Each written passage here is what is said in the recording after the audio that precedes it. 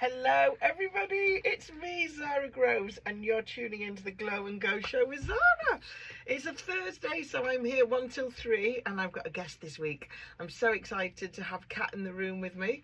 I don't know when I met you a while ago, didn't I? So with the show today is all about why women over 50 are more powerful than they think. So Kat, tell me, how have you come to this business and what does it mean? Oh, good afternoon. How are you? You all right? I'm good, thank you. I can't remember when we met actually, but we have known each other for a bit now, haven't we? Yeah. Yeah, so why am I talking about being over 50? Well, Because that's where I'm at in my own journey. I hate that word as well, journey. What word can we use instead of journey? life. Life. That's where I am in my life. But if we're going to take it back to, let's say, the beginning, not that it's going to be war and peace because I don't want to keep you all day, but when I was 15 I got an apprenticeship in a hair salon. I didn't know what to expect. I just thought I'd be putting rollers in people's hair, doing some perming and getting the odd 20p as a tip, because back in the day, that's what, 20p was a lot of money and I loved it. I didn't realise, I'm probably realising once I hit 40 that actually it was so much more than doing a lady's hair. When I sat behind the chair and they were in the mirror and I was looking at them and asking them what they wanted, sometimes I'd just look in their eyes and I knew they needed more than just the hair. They had come to me for more than just the hair, and anyone who's a hairdresser will tell you it's much more than that. And we'd talk, I'd know more about them than their own family would, and it wouldn't be something that we would just leave at the door. When they came back in 6 weeks ago, I would say, and how did you get on with that? Or how did they, I would remember, honestly, I've got a brain like a bloody elephant. I remember everything, which can be a nightmare as well.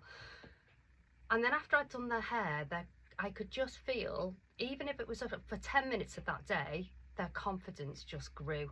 And I'd watch them go back to the car and I'd watch them get their phone out and I'd watch them take a little selfie. And whether they were going to, because back in the day we didn't have social media neither, but No.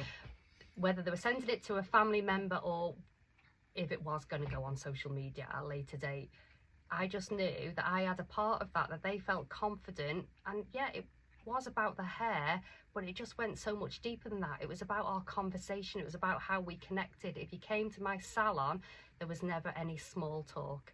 We never talked about what's the weather like outside. We never talked about, have you got your washing dry, Vera? It was never any of that. Or where's your holiday? Yeah, there was, honestly, people would go, God, you go to Kat and she gets everything out of you. And I was like, like a therapy session. Yeah, absolutely. But it's how I worked with how I am, and I just didn't realise what I was doing at 15.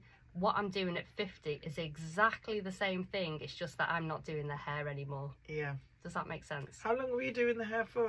You started at 15. When did you stop? I retired at 41. Oh wow. Yeah, so a long time. I retired at 41 because I was absolutely exhausted, and that wasn't just from standing on my feet for 60 hours a week. That was because I was taking on everybody's life, if you like, and being an empathic person that I am, that had a toll on my mental health. So for me, I had to take myself away from the public, and I did that.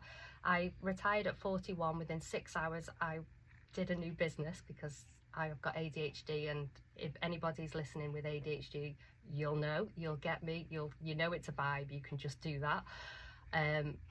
I bought myself a little van and I become a dog walker, and I isolated myself from the public for 3 years and I walked dogs. Wow. Talk about going from one extreme to the next then. I know, crazy, isn't it? So I was walking these dogs. I had a lot more time on my hands, and I was like so used to talking to people, and now I was just talking to dogs. So I used to voice clip myself on my phone and then come back and write what I'd voice clipped down. Oh wow. Does that sound a bit weird? No. But that's okay, you'll get used to me, I'm really weird. So, and then one of my friends said to me, oh, what you're writing down there, it's like journaling, isn't it? And I went, what the hell is journaling? And she said, well, that's what you're doing. You're getting your thoughts out of your brain, and then you're putting them down onto paper, and that is helping you because you've spent years of listening to other people. And I wasn't diagnosed with my mental illness or the ADHD till a later date. So what I'd been doing is masking everything to hold space for others. And I didn't realise that until in my 40s. And a lot of women, I know if you're listening today, that will a little light bulb will go off and go, oh, hang on a minute, I get that. And it was totally that. So she said, you should write a blog. I went, what the hell is a bloody blog? I didn't know what a blog was. I wasn't really up on things like that. I was really late to the party with Facebook. I remember I used to go to other people's salons to have my hair done because it didn't feel like a treat having it done in my own salon. Yeah. So I've gone off on a tangent now. So anyway, I was in another salon having my hair done, and she said, oh, do you mind me taking a photo? And I said, oh, right, okay. She goes, I'll pop it on Facebook. And I went, you'll pop it where? And she went, on Facebook. And I went, Facebook? What the hell is that?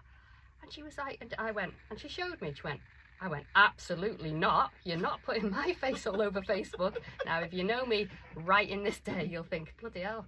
That was, so I used to go home and I said to my husband, that woman in that salon wanted to put me on this book of face. Do you know it? And he was like, do you mean Facebook, love? And I was like, yeah. Anyway, going back to the blogging. She said, write a blog. Didn't know what it was because I was quite a dinosaur. Remember, I'm walking with dogs now.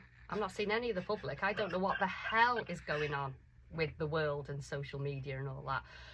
So she went on and on. I wrote this blog and I said, I'm not paying for a website.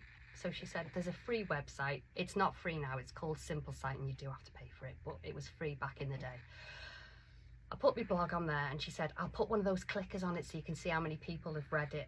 And I was like, no one's going to read it. Who is going to want to hear what I've got to say, especially on a blog? Who's going to want to read that? Anyway, I went away. She checked the clicker. She went, you'll never guess what. I said, what? She goes, you've had 1,000 clicks. I said, get lost. And she went, and then I started to have messages, which I didn't expect. But I suppose when you're putting yourself out there on this bloody site, that's what happened. And there were messages off women again. And what I'd wrote about was about my mental health and how I was unmasking and unveiling, if you like, years and years of stuff that I've kept inside, trauma and everything. And I was just writing it down, my thoughts about my life. And just by doing that, I was helping women. And so do you see what I mean? From the hairdressing to doing this, I was still helping women. So it was something then that clicked. And I just went, oh, hang on a minute. This blog isn't about me, is it? It's about who I'm going to help. Yeah. So I needed to get rid of that ego or that imposter syndrome, whatever you want to call it. And then people started asking me, when's the next blog coming out? So I was like, next blog? It was a one-off, love. And then, again, imposter syndrome took over and I thought, who am I? Who is this blogger? I even got to give myself a title, The Honest Blogger. I was like, oh, check me out. I even had a little photo shoot, I know. So before I knew it, I had this whole site, The Honest Blogger, and I was doing weekly blogs. And then my friend said, you should write a book. I was like, you are taking the... And I said, but anyway, I was getting inundated with the blogging anyway. So what happened was in 2017, I did write that book. Oh, wow. And Living with Dolls. And in 2018, it got published. So it's called Living with Dolls? It's called Living with Dolls, yeah. And again, it's helping women. It's all about mental health. It's about love and it's about freedom. And it's about, even if you have everything going on in your life that you've had in your life through your childhood, and you may have, I always call them labels.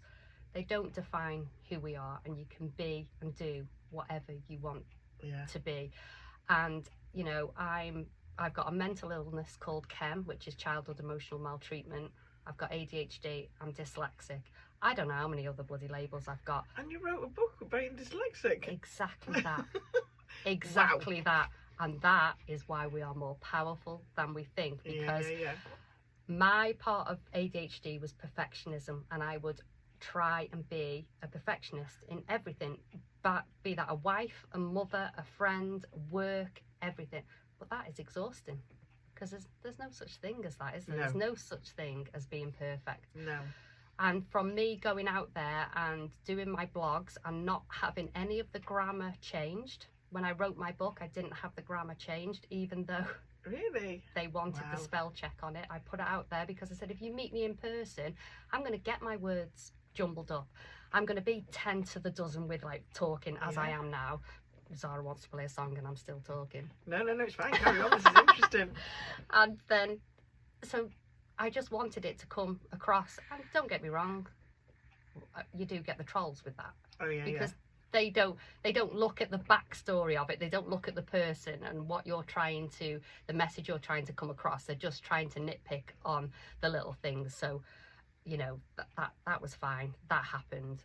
I think it's good that you put it out there without the spell checks, because you're being absolutely 100% genuine, showing I wanted to do this and I've done it. And even though what you would think, dyslexia in writing a book. So is your dyslexia writing or reading or both? Because So sometimes it can be one or the other, can't it? it can be both, but it's mainly writing. Okay. So I can write something and then I think that looks perfectly normal, and Yeah. then I look back and I think, oh no, it doesn't, and then I can Oh, go so you back. can recognise Yeah, it I as can well. definitely recognise it, but I have to go. But yeah, to show that Yeah. nothing should hold you back. Okay, yes, so carry on. So No, we've got the so book. yeah, We've so got the book written. so, That's yeah. 2018. 18, yeah. So Yeah. it got published 7 a.m. that morning. 10 a.m. I had a message off my publisher to say we'd hit a bestseller in 9 categories and knocked Fern Cotton off her hotspot. I'm sorry, Fern, Ooh, but that's what happened. really? Wow. Yeah, I know. Absolutely crazy. From this woman who's retired at 41 from doing, you know, so it's, I don't say things like this to impress anyone. I say it to impress upon you that you can do. You know, I'm from a council estate. I lived with 2 parents who suffered severely with their mental illness. It wasn't a matter of if I would get a mental illness, it was a matter of when and which one would it be, and that Yeah. is science. And Yeah. and that is sad, but that's how it is. But just because of that, I didn't stay in victim mode, Yeah. and it would have been quite easy to stay in victim Yeah. mode. Yeah. So I'm just here to inspire other women that you have to dance with your shadow Yeah. to see the light. Of Yeah. course you do. And that is what I've done. And when people say, oh, I haven't got a dark side, yes, you have. Everybody has got a dark side. Yeah. And you have to, you know, and that's not me healed now and I'm all good at 50. That's me dancing with my shadow Yeah. every single day and doing things that might not be things that you do, but it's definitely things that have helped me. And if I can just give those little nuggets to women, because I didn't have that support, I didn't have those role models. You know, my mum was in and out of hospitals, my nana the same, so I didn't have that you know, that support role network, model. Yeah. You know, to even tell me about periods and menopause and all that stuff that we should be talking about.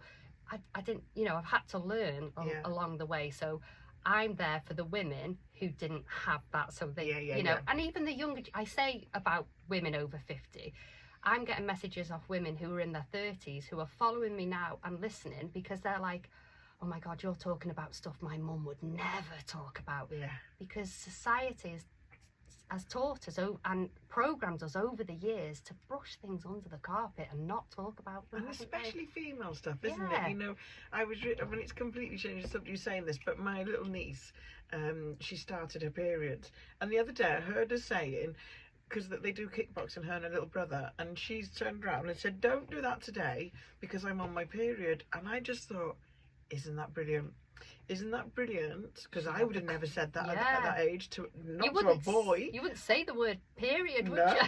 And I just thought, isn't that brilliant? Because it's not, it is our natural body doing that. And, you know, when I got to the menopause age, and I was asking everybody, nobody knew anything about it. I know it's gone a bit out in the open in the last couple of years, but I was like, how do we not know these things? Yeah. Because they're just not talked about. But I want to take a spin on that because a lot of people talk about it with a lot of negativity. Yeah. You know, and I've lost a lot of people along the way. One of them being my best friend who unfortunately died of cancer, and she didn't get to experience the menopause. So now I'm going through it. Yeah. And what a privilege that is. Yeah. What a privilege that is to wake up every day and get another symptom. You know, we've got...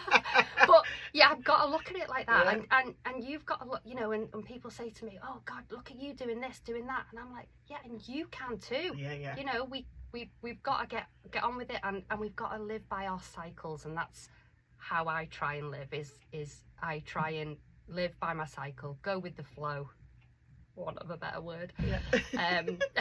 So from 2018 to 2022, what was going on then? So you wrote your book, it was published. Yeah. Did you write another book, or did you go off into something else, or just carry on with your blog? Oh no. So I became a radio presenter like yourself. Woo! Yeah. So I did that for a year. So we had the blog, we had the radio presenting, we had the book. I was still dog walking as well, so I still had my van. I was still dog walking, and then I always get the best ideas when I have a cup of tea. And I make myself a pot of tea, so it's a really good idea when it's a pot, and if it's Yorkshire tea, it's even better. And I was sat down on the evening, and I thought, you know what? I was from Flintshire, still am, and I thought, there's all these things out there, isn't there? Cheshire Housewives. Why isn't there Flintshire Housewives? Okay. So I thought, I'll do create it. one. So that's what I did. Excellent. So I literally sat there that night, 10 a.m. Because I had a following then with the book and everything, and I put a thing out and I said, anyone want to be a Flintshire housewife? Oh my God. You should have seen the response. I was inundated. In the end, I got 7 wives. But this was a spin-off. So I wanted it to have the mental health aspect, and I wanted to show people, even though it had Flintshire Housewives, and we got a lot of stick for calling it wives, and you know, because you have to be careful about what you say these days. You're you know, stereotyping and all this. But I was like, listen, see it through. We're gonna get the trolls, and then you're gonna see the real. The good. Yeah. You know, because we weren't gonna show us going out for lunch in a we were gonna show us crying in the shower. Botox within an inch of your life. Yeah. And we were gonna show us getting, you know, like wiping our tears away and getting on with it. And then we had one wife who was a divorced wife. You know, it was really good. It was a lot, but it was all around mental health. So I did that for a bit. Still dog walking, and then I thought, oh, let's go into events. Let's do some big events, because I'd done a bit with the radio and everything, but I thought I could do this on my own, and it would help raise money for the charities that I was part of. So I don't know whether you know Kim is Kind in Mind. It's a charity in Holywell. Yeah. So I thought, I approached them and I said, could we raise some money for the charity? And she said, what are you thinking of having? And my ADHD brain, I didn't have a clue, so I just said, let's do a ball. Let's do a charity ball. Let's go big. Let's go big. She went, how many do you think? And I went, should we say 250 guests? So I was like, oh my God, how am I going to do this? And where are you going to put 250 people? So anyway, approached a hotel. We got it going. We did the ball. We raised the profile and money for the charity, and it was lovely. So I love doing events, and I thought, why don't I do this monthly? So oh my gosh, I know.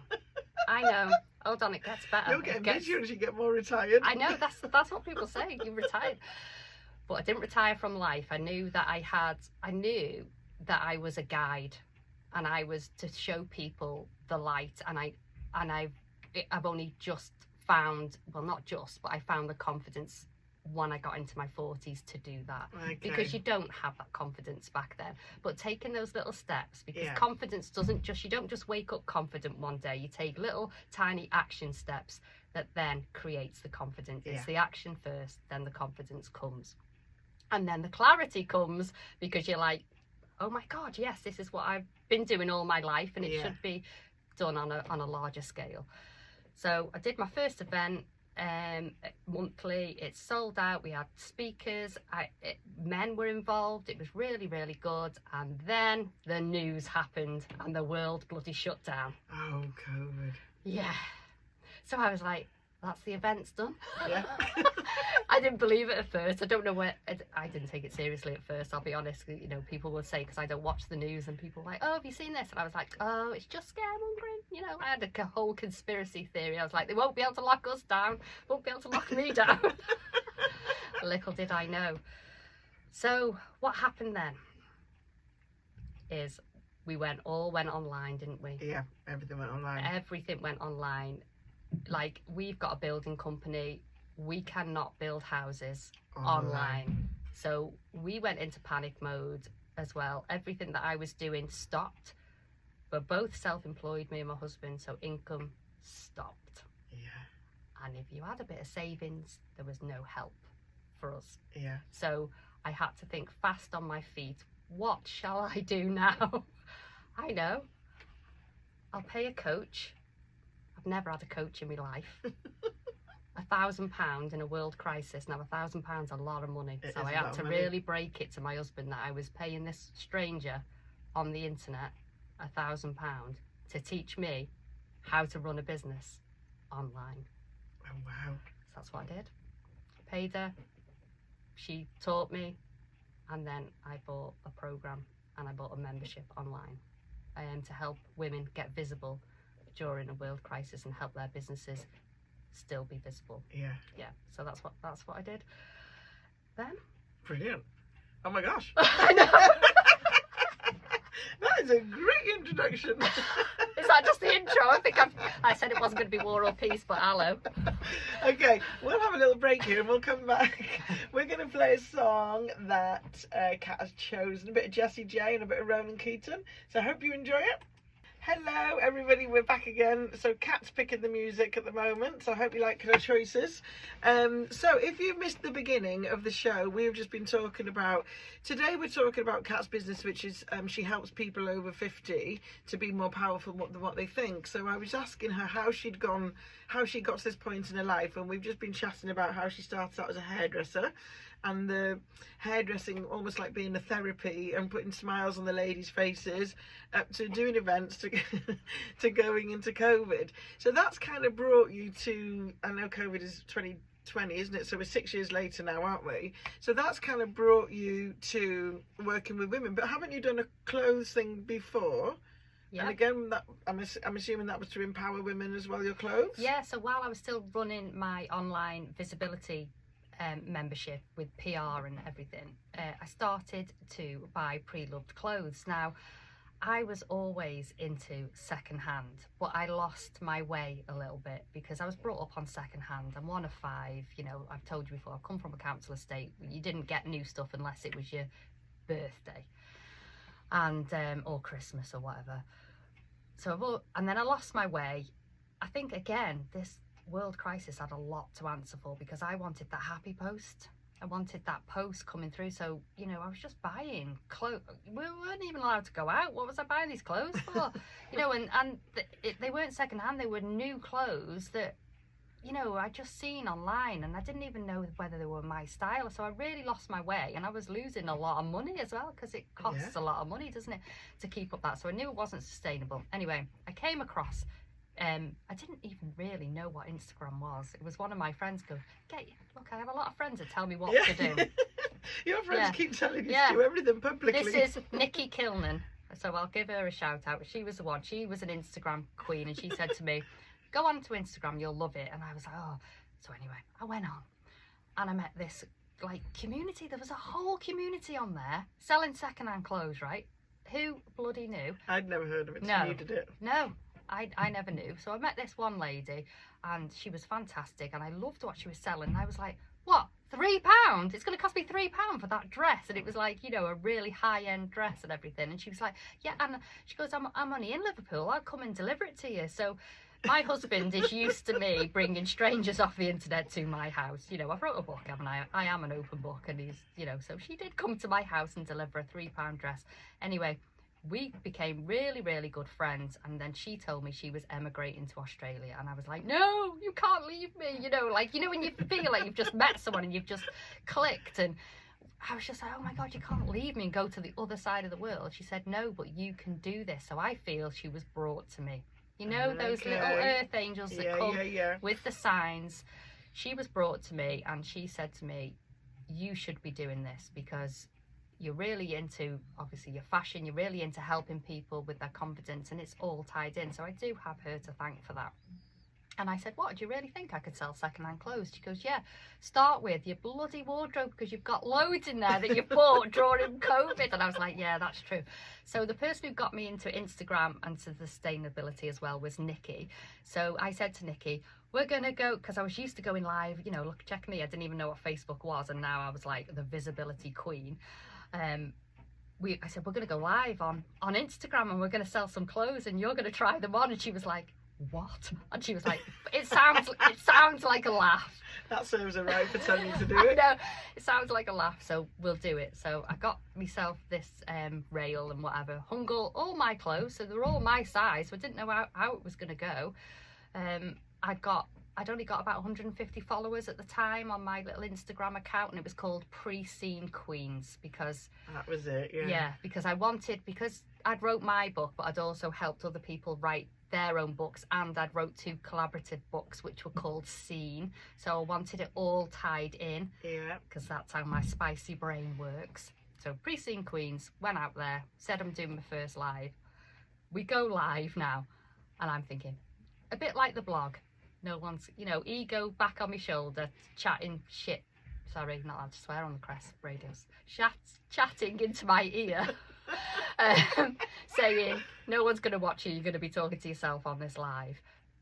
Well, I wasn't. All these people tuned in and there was such a cheerleading community. It was unreal, and Nikki was having a laugh. But what we didn't realise was live on Instagram is very different to live on Facebook. So I didn't know people could see Nikki getting undressed. I know. So she's there in a bra and knickers getting my clothes on to sell, because me and Nikki are very similar size. And people were going, we can see her bum. But Nikki being Nikki, she wasn't bothered. But that just like broke the ice to, you know what? Excellent. I can just show up as I am because these women on this Instagram community just get it. Yeah. There's no airs and graces, there's no nothing, we're as I say, we're selling dead people's clothes. I'm not dead, but do you know what I mean? I thought, you know what, I'm going to end the stigma around because anyone will always say to me, and this isn't another thing, fellas, I love your dress, Kat, and instantly I should say thank you, but I go, it was a £5. Who's done that? Because you can't just take the compliment, can you? You've got to tell them, and I tell them how much it is because people go, no way, and I go, absolutely. I've had nothing new since 2022, and that rhymes for a reason. Oh my gosh, that's crazy. I know, it is, isn't it? I bet your husband was glad. Yeah, he's just like happy wife, happy life. Yeah.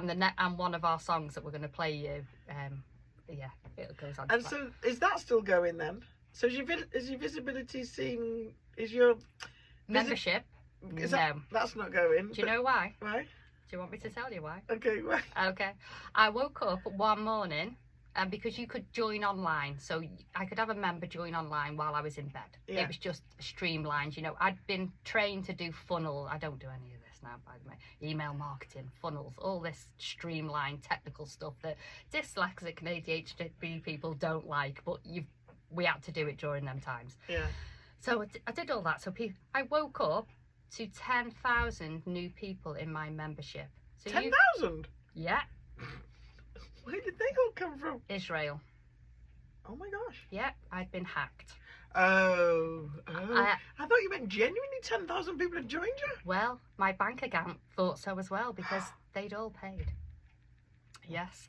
So it was a hacking system. So it was dirty money came into my Stripe account, and then because I had to refund them because they weren't legitimate members, it became clean money. And that's how they work their system. So I had to go through this whole thing with Stripe, and because you think Stripe is safe, don't you? Which I'm sure it is the majority of the time. Just my bad luck that this happened to me. You turn around and I'm not refunding you, and you've got 10,000 people's money. No, we had police involved and everything. Honestly, it was like, Craig was like, gosh. trust you. This would only happen to you. And I was like, I know. So, and then unfortunately my daughter got really poorly. So jokes aside, I had to be mum again because her condition she needed me, even though she was in her 20s, she needed me. So it was like, again, another little nudge to say, you've helped so many people for the last 3.5 years become visible online. The world is opening up and they don't need you anymore. Yeah. Your daughter does. Yeah.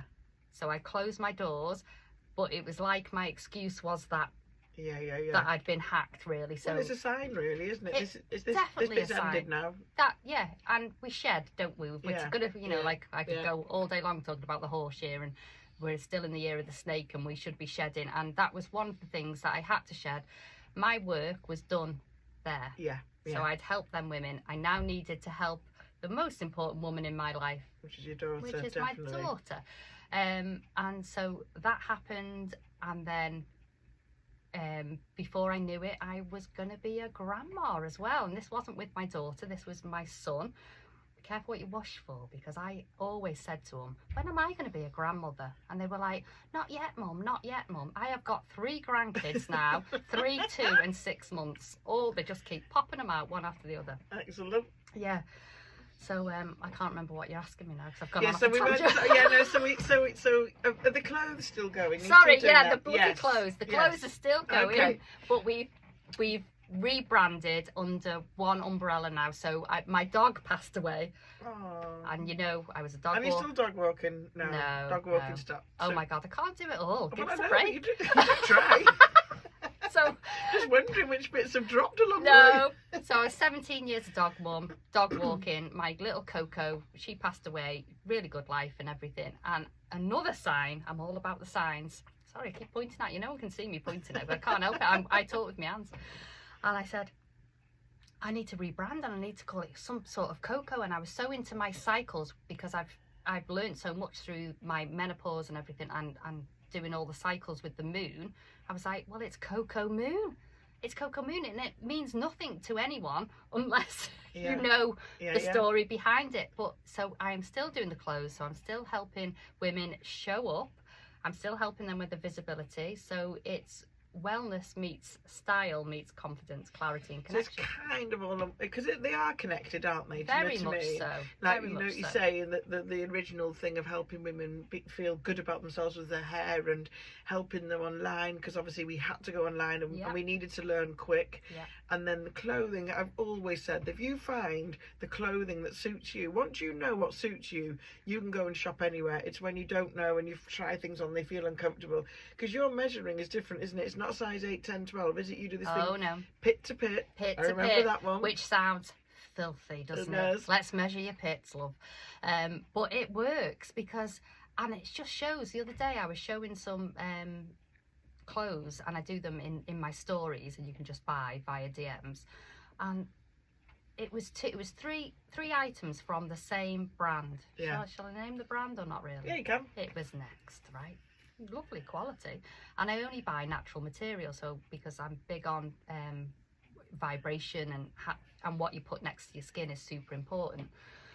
So I measured these, exactly the same items, all different sizes, but they're exactly the same size. So no wonder we get messed up when we go home with what we think is our size and it doesn't fit us. So we then automatically think we've put weight on or something like that, but actually it's them, and I think they're doing it on purpose.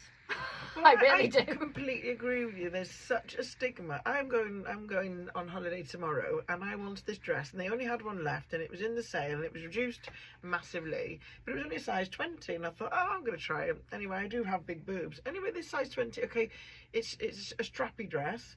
It was quite funny. I put it on, the straps are so big that the dress is below my boobs. Oh well. But with a bit of adjusting on the straps, the boobs fit. Now, when I was younger, if you'd have said to me I was buying a size 20, now if you know me, you know I'm not a size 20, but if you said it's a big, huge, floaty, what do we used to call them big floaty dresses, I would have never in a million years, because it said 20, whereas now, like because I came to yours once and it was this pit to pit, and I thought, that for a girl that's got big boobs and small shoulders, that is so important, and it takes away the sizes, because you can go into one shop and you're a size 8 and you're in another shop. I mean, I went to America once, and what is the brand now, I can't think, I was a size 0. Now this really tickled me, because I was like, how can I possibly be 0? Does that mean they're saying I'm a nothing? Yeah, it's like, I mean, I wow. wasn't. I was No. I was a UK size 10, but this particular shop said I was a 0, and I was just like, how ridiculous is that? Yeah, it's another label, isn't it? It's Yeah. And then because I sell second hand, when you look at the label, especially if it's vintage, so you pick up a size 14 old Clockhouse C&A, let's Yeah. say, that's a size 10 now. Yes, well, there's a company I buy size 12 trousers from, Yeah. and that's classed as a large. Yeah, I'm like, which bit of society is a size 12 a large? yeah, And those words, I'm not offended by those words now. I'm just like, okay, that just fits me. But you could be offended, couldn't you? yeah, I know I've got a friend that used to buy clothes that were too small just because that label said it. yeah. And that's why loads and loads of people have got so much stuff in their wardrobes and nothing to wear, because they've got the section that they're going to keep just in case it fits ever again. Yeah. They've got the section, well, I've got nowhere to go, but just in case. Yeah. The section, well, that's for me holidays, Yeah. because I can only wear it on holiday. Yeah. You know, wear the goddamn clothes. Yes. People say to me, I get judged daily. Come on. I've been in a salon, I've wrote a book, I've put myself out there, so I am going to get judged, and it's fine, and I've got thick skin now. And people will say to me, oh, where are you going? I could have red lipstick on and a dress, and I go and put my bin out. I said, Well, I saw a saying once, and it said, and it was somebody'd passed away, and it said, why on earth do you save stuff for best? You go into people's houses and they've got the bag for the best, and they've got the dress for the best, and they've got the this for the best, and the crockery for the best, and all this for the best. When is the best? Yeah. Isn't the best every single day of your you life? are the occasion. Yeah. Stop waiting Yeah. for the occasion. Yeah. Light the candle, whatever you need to do. I always say, light the candle, because, but again, I think it's like me, if you've been brought up with nothing, Yeah. you did have best. Yes. So on, your bath on Sunday, your Yeah. best clothes. Yeah. I used to be part of the Salvation Army, and that's where you wore your best clothes. But those times have gone, and that's why Yes. I've got back into the second-hand style, because you can have exactly what you want. You're saving it from landfill. It's going to fit because you've measured your pit to pit, your waist, Yeah. and absolutely everything. And you can try different styles out. Yeah. Because I've evolved with my style. Yeah. I've gone from grunge, wearing black, to oranges, to now a little bit different again in my 50s. And we can be and do whatever we want to do. Yeah. And it's just getting that flip of the mindset to realise that, isn't it? Yeah, definitely. So what we did bring you on today for I know we talked nothing about what we were going. helping. Well, we're getting there, aren't we? We're getting there. We're going through the stages, and it is everything we've talked about is basically empowering women. And course. really, I know you're saying people are 50 because you're 50 now, but it is for any age, isn't it? Yeah. And like you say, you meet girls now as young as 20s, and they've got all of these hang-ups that we didn't have when we were. I never had any hang-ups when I was 20. Other than I had to be a certain weight on the scales, and it was ridiculous. When I look back, if I was 8 stone 13, life was good. If I was 9 stone 1, I went on Slim Fast for a week. I mean, how ridiculous! Crazy. But Crazy. other than that, there was no hang-ups. No, because we didn't have social media. Have social media. We had magazines, glossy magazines. If you didn't Yeah. buy them, you didn't know. No. And I do think with the internet, you grew up. If you grew up in a small place, you only know what's going on in that small place. Yeah. You don't know what's going on in the world, so you haven't got much to compare yourself with. No. Um, And that is the thing, it's the comparinitis that is the killer of joy. But I do think that history, I liken it to, so when we went through puberty when we were kids and our parents controlled everything. They controlled all the bills, everything. They can, we didn't have to think of anything, Yeah. did we? We just had to go through puberty and have had tantrums and do whatever we did to go through it. And I don't really have much memories of puberty, really. It was just all tied into the school bit. Menopause, I kind of go, it's another one of those big hits of the hormones, but now we're kind of, average age 45, but we are now running houses and kids and husbands and businesses and jobs, and there's all of this other stuff that we have to deal with, and our body and our mind now is going crazy. So I do think it is a time when women, they start to lose themselves. I've seen it I do makeup events, and I found that women say, oh, I just don't wear makeup. Yeah. And actually, when I got to the bottom of it is they just don't know what to do anymore because our faces have changed. Yeah. Our styles have changed. Yeah. You know, I've had women come to me and they're still doing, you know, the blue eyeliner and the blue eyeshadow that we did in the 80s. I love blue eyeliner. I I've quite started wearing it again. I like it too, but you don't do it as you did it in the 80s, you know, the big long, big thick stripe. And it was because they've just lost their way a bit, and because they've lost their way a bit, they've started kind of almost like blending into the background. I'm like, no. We need to shout from the blinking rooftops. We're in our 50s. We've made it. We're fabulous. I hear it time and time again. Especially like I'll bring my mother-in-law into it. She'll go, "Well, it's hardly worth it now at my age." It's a terrible saying, isn't it? I know, and I'm going, what do you mean? So that's it? That's it for you? I said, it's not. It's just you've absolutely lost your confidence, and you've just become invisible, and you know, and you don't need to be. So this is so why I'm doing what I'm doing as well, to shout it loud and proud. And I've been waiting to get to 50. You know, you even said before, you're the only person I know that's got excited about being 50. I love a round number. When I turned 40, I loved it. But 50, honestly, is so much better. And you don't even, honestly, you don't, I know I can't swear, but you don't give honestly? A monkey's, as my dad would say. I know, you just don't. And you do think that you've learnt so much, even though you don't think you've learnt so much. And it is a time to, you know, if you're in your 50s, your kids are probably in their 20s at least. If you had them, some of my friends are. Yeah, my son's 30. So they're adults now, so they don't need you anymore. So it's almost like they do. I know, but they have their own children. They need me. But what I mean is, you should now not have so much pressure. You should now have the time to kind of go, okay, let's go and do this and let's go and do that. But I do think if you don't know what's going on with the menopause and stuff like that, it can knock you for six, because I've seen it myself. Yeah. Definitely. So why do you think? So we're saying that we've grown and we've adapted. And when we got to 50, you wanted to get to there. But so why do you think that women do lose their way when they hit to 50? And why do you think that their confidence does start to diminish when really it should go the other way? I think it's who they live with. That is a big thing. Yeah. Who you hang around with, who your circles are. Because if you're with, so say like, sorry, Pauline, I'm going to bring you into it again. That's my mother-in-law. So if Pauline was like my circle of friends and she's telling me, well, it's no point of doing that now, I'm my age, or then I would start, that's going to start rubbing off on me, isn't it? You know, you're gonna, so I think it's super important to really think about who you're hanging out with, and think about, why are you getting up in the morning? What are you doing for you? Because it is about you now. Yeah. And I think that's where women, because they've been the caregivers, like you've said, and because you may have had children, or if you're like me, you've still, my children don't live at home, but I have a husband. It's the same thing. So because you've done everything for everybody else, it's very difficult to put them boundaries in place to go, you know what, I'm doing this for me. And that only happened to me probably on my last birthday, that I said, because I don't know whether you've ever done this, when it's your birthday, used to wait in for people to like, oh yeah, I'll see you after work, Mum, or I'll see, or friends, yeah, I'll be round. So you just wait in the house all day for visitors to come, that I don't like really accept it. I like giving gifts. I don't like accept. I'm like, oh, thank you, because what if you hate it? Because my face says it all. I'm exactly the same. So I'm like, so I thought, what am I doing? This was at 49. So I remember phoning my mate Tracy from Colwyn Bay, and I said, for my birthday, I want to go and swim in the Irish Sea, and I want to spend the day on the beach. She went, it's September. It's going to be freezing. I went, I don't care. It's better than staying in and waiting.